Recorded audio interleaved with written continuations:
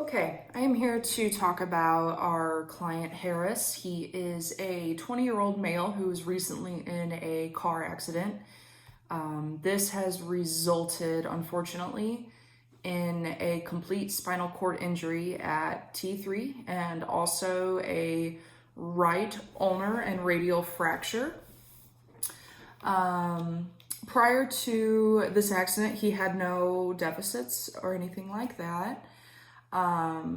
He does live alone in an apartment in the city. He's a college student. He also works part-time as a bookkeeper. And he is currently admitted to this rehab hospital. Some of the deficits that we're noticing due to these injuries, he does have resulting paraplegia because of his spinal cord injury. He has that fracture on his right proximal radial and ulna.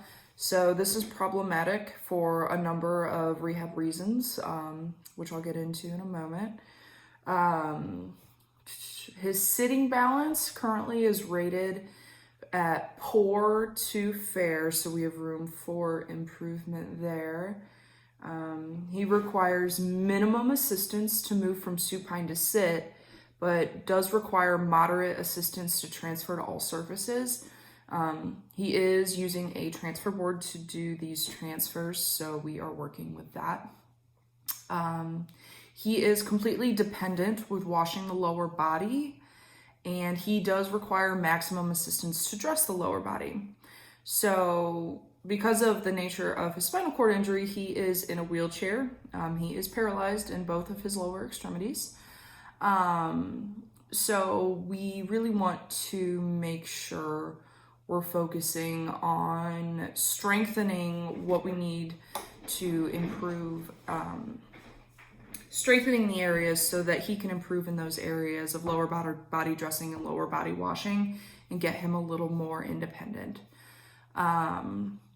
So some of our goals for him is we do want him to be able to transfer independently with the use of that transfer board to all surfaces.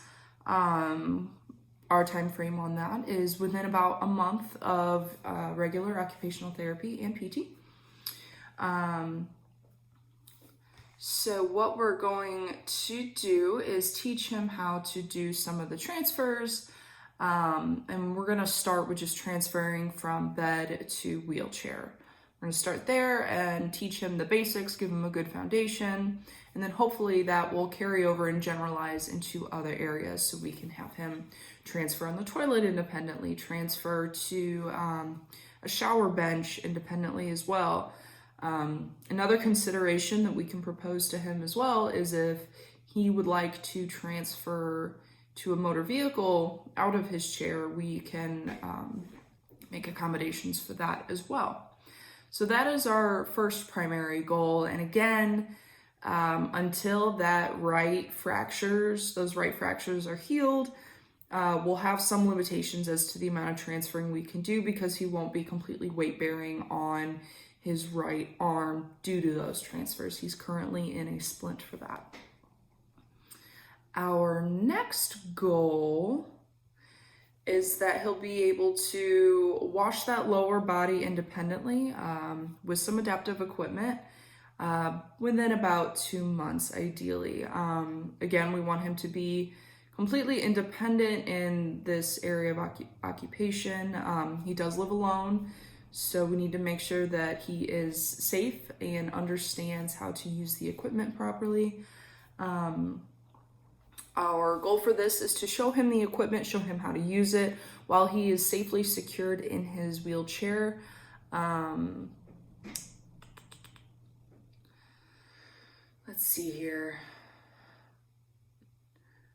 We can also, once he gets comfortable with using that equipment or practicing using that equipment, we can make it available to him while he's in the shower. Right now, as it stands, due to his reduced static and dynamic sitting balance and that fracture, I would recommend that he does not do any of the bathing without somebody standing nearby to assist.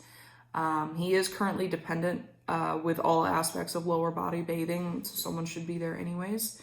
We will work towards that. Our next goal is the lower body dressing. Similar to the showers, we will show him the adaptive equipment, get him comfortable using it, give him ample opportunity to interact with it and use it so he gets more comfortable with it. And teach him how to do it, first sitting edge of bed or supine on the bed. We'll start there and then work our way. The client has indicated a desire to be able to dress while in his wheelchair, so that is something we can work towards, as well as his overall sitting and sitting strength and balance improves. All right, and our last goal currently has to do with that static and dynamic sitting balance. So he is going to be using a manual wheelchair for long term.